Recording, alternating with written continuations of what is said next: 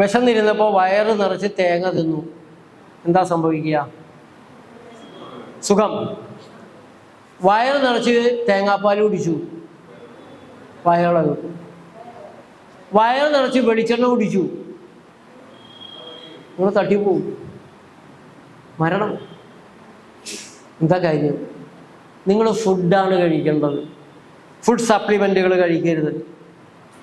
തേങ്ങാപ്പാൽ ഫുഡ് സപ്ലിമെൻ്റാണ്, അത് കുറച്ചൊക്കെ ആവാം. വെളിച്ചെണ്ണ അതിലും കുറച്ചാവാം, 1-2 സ്പൂൺ.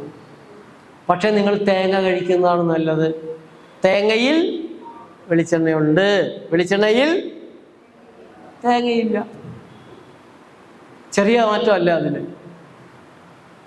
മുലപ്പാലിന് പകരം കൊടുക്കാവുന്ന സാധനമാണ് നമ്മളുടെ ഈ കോൾഡ് പ്രോസസ്സിൽ ഉണ്ടാക്കുന്ന വെളിച്ചെണ്ണ എന്ന റിസർച്ചുകൾ അമേരിക്കയിൽ നിന്നുള്ളതുണ്ട്.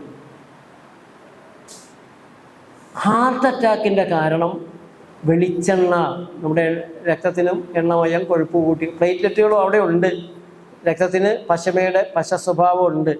ആ പശ സ്വഭാവം വർദ്ധിപ്പിക്കുന്നതാണ് മൈദ, വെളിച്ചെണ്ണ അല്ലെങ്കിൽ എണ്ണകൾ. പ്രത്യേകിച്ച് ട്യൂമർ ഫോമിങ് സാധ്യതയുള്ളതാണ് ഈ സൺഫ്ലവർ ഓയിൽ, പാം ഓയിൽ, മവ്വ ഓയിൽ, നിഗർ ഓയിൽ. ഈ ഡാൽഡ ഏറ്റവും വലിയ അപകടകാരിയാകുന്നത് അങ്ങനെയാണ്. ലോകത്തുള്ള ഏറ്റവും വില കുറഞ്ഞ ഓയിലുകളെല്ലാം കൂടെ ചീഞ്ഞതെല്ലാം കൂടി എടുത്ത് കൂട്ടി യോജിപ്പിച്ച് അതിൽ നിന്ന് അതിൻ്റെ മണം, നിറം എല്ലാം മാറ്റി അങ്ങനെ ഒരു പ്രോസസ്സിലാണ് ഹൈഡ്രോജനേറ്റഡ് വെജിറ്റബിൾ ഫാറ്റ് ഉണ്ടാക്കുന്നത്. ചീപ്പാണ്. ആ സാധനം 30ഓളം രോഗങ്ങൾ മിനിമം ഉണ്ടാക്കും. അമേരിക്കയിൽ നിയമം മൂലം പണ്ടേ നിരോധിച്ചതാണ്. അപ്പോൾ മലയാളിയെ സംബന്ധിച്ചിടത്തോളം മറ്റൊരു കാര്യവും കൂടി ഉണ്ട്. തെങ്ങാണ് നമ്മുടെ അയൽക്കാരൻ, നമ്മുടെ സഹജീവി തെങ്ങ്. നമ്മൾ ശ്വസിക്കുന്ന വായു ശ്വസിച്ച്, നമ്മൾ കുടിക്കുന്ന വെള്ളം കുടിച്ച്, നമ്മളുടെ അതേ കാലാവസ്ഥയിൽ ജീവിക്കുന്ന നമ്മുടെ അയൽവാസി തെങ്ങ് നമ്മുടെ ശരീരമായിട്ട് കുറേ കൂടെ ചേർന്നതാണ്. മറ്റൊരു കാലാവസ്ഥയിൽ നിന്ന് വരുന്നതിനേക്കാൾ ഇത് നമുക്ക് ചേരും, മറ്റത് അത്ര ചേരണമെന്നില്ല. പിന്നെ ഏതാഹാര സാധനമായാലും നിങ്ങൾക്കത് ചേരുമോ? ആ ഒരു ചോദ്യമുണ്ട്. ഗോതമ്പ്, ഇപ്പോൾ നമ്മളിടയ്ക്ക് food allergy, food intolerance lab test ചില രോഗികളിൽ ചെയ്യിക്കാറുണ്ട്. നമ്മുടെ എല്ലാ രീതികളും ചെയ്തിട്ടും മാറാതെ വരുമ്പോൾ നമ്മൾ ഈ ടെസ്റ്റ് ചെയ്യിക്കും. 10,000 ചില്ലാനം രൂപ വിലയുള്ളത് കൊണ്ട് ഇങ്ങനെ ടെസ്റ്റുകൾ കഴിയുന്നത്ര കുറയ്ക്കണം.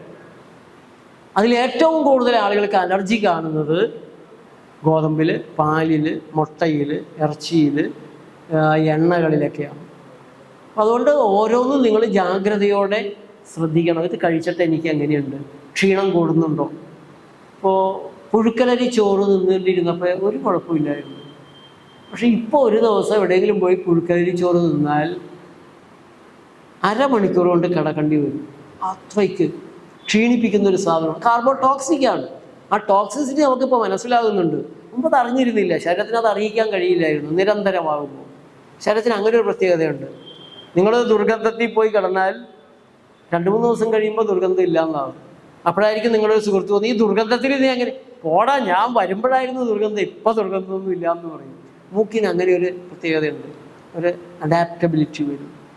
അപ്പോൾ എണ്ണയുടെ കാര്യത്തിൽ ഒരു കാരണവശാലും ഈ അപരിചിത എണ്ണകൾ, പാം ഓയിൽ, സൺഫ്ലവർ ഓയിലൊന്നും ഉപയോഗിക്കരുത്.